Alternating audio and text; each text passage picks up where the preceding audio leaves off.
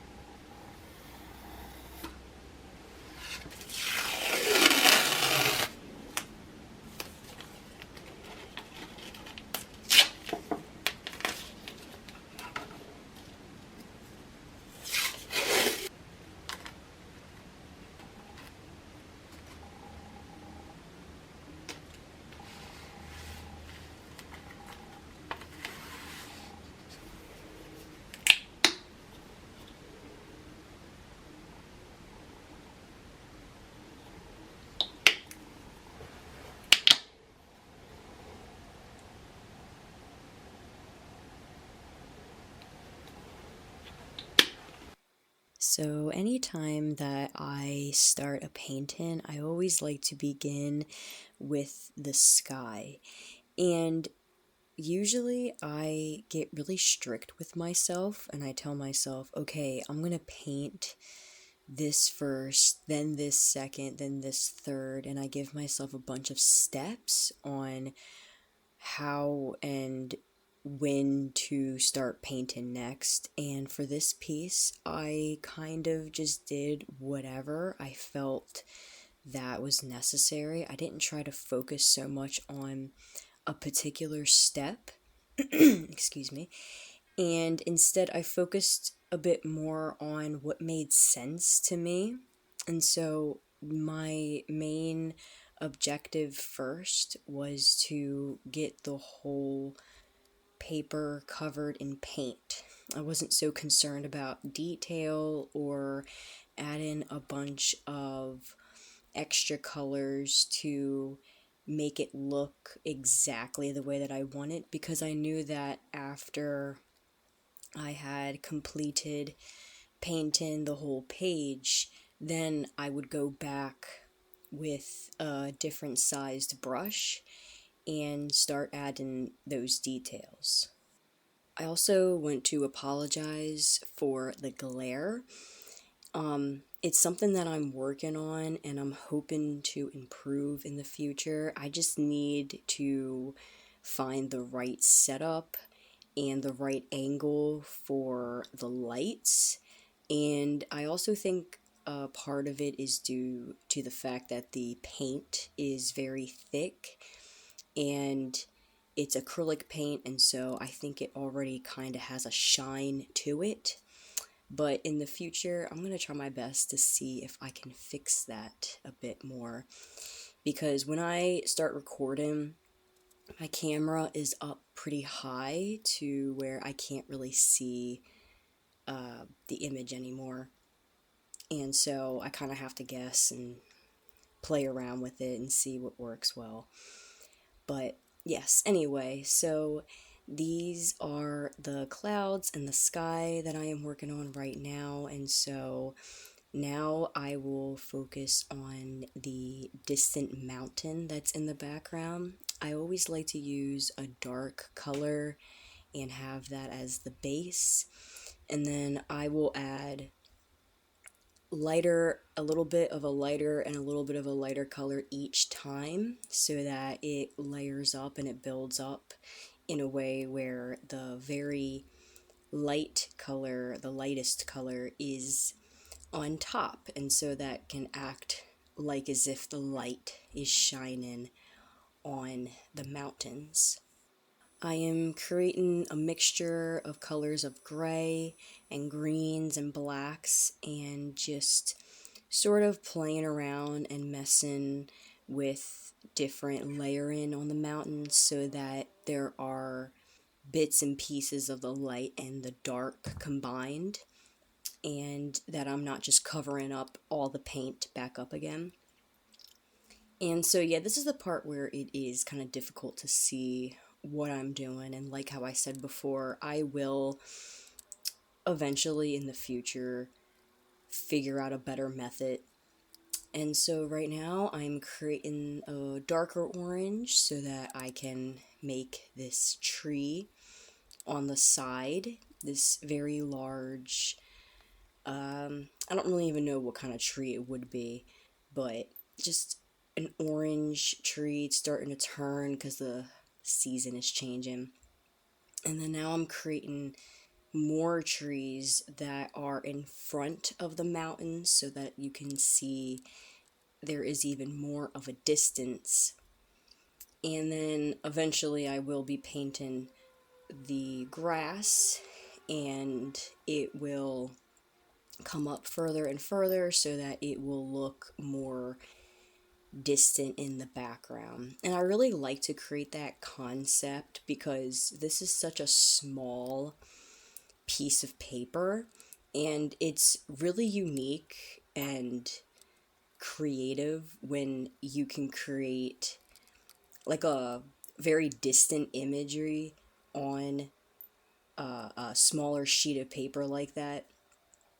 And so this is the part where I am painting the water, and this water is very dark. There's a lot of shadows going on because the whole painting is kind of dark too. It might be kind of hard to tell in the lighting, but I really enjoyed painting this piece. It was not too much of a challenge because sometimes I try to put too much pressure on myself when I go and paint. And so this one was a little bit more relaxing, I think because of what I was saying earlier, where I really just didn't have a step-by-step method on when I was painting and where I should paint.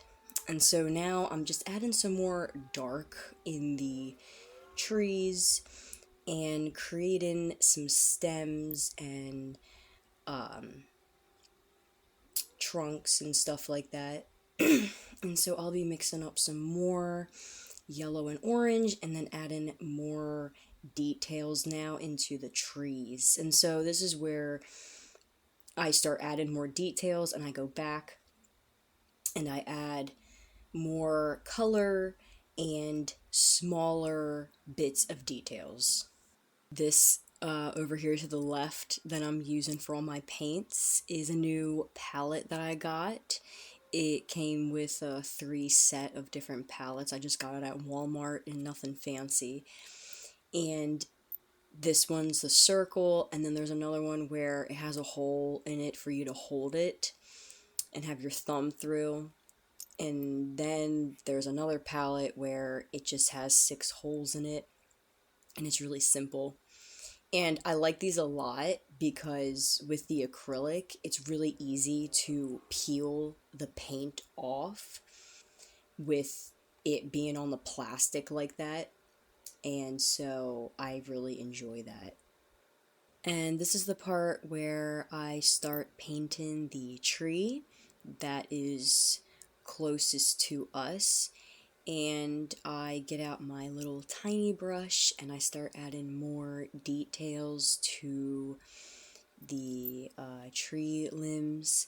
And this part was very fun and soothing to do, even though I have to keep going back to get paint on the brush. it's just a very like common thing to do. I was having a lot of fun with this part. And with this part too, with the acrylic paint, I have to make sure that there is a good mixture between the paint and water so that I can create this smooth paint look when I go and do each brush stroke, because acrylic paint is usually thick and it dries out very quickly. And so when I get it wet, I'm able to maneuver the paint a lot easier. And so now I'm just adding leaves onto the trees. And in the reference photo, there really wasn't many, but I thought it would be cool to add some. And here, again, it is hard to see, but I am adding some more of a lighter color to the bark and kind of giving it a look that the sun is shining on it and that there's other colors on the bark as well. And so I just continue adding more leaves and more details on whatever I feel is necessary, because a lot of this is a preference. There really is no uh, too less or too much detail in my opinion, because there's so many different type of styles of art. And so now I am adding even a darker, like bluish blackish color to the water, again because there's a lot of shade over here. And I do eventually add white, and this is where some of the light is shining through, like the trees and like through the mountains a bit. And it wasn't in the reference photo either, but I kind of made the water go back behind that tree into the distance, and so it kind of looks like there's a separation. And I don't know, I just thought that was really cool looking. It almost looks like a stream, more heavier, smaller stream is coming down.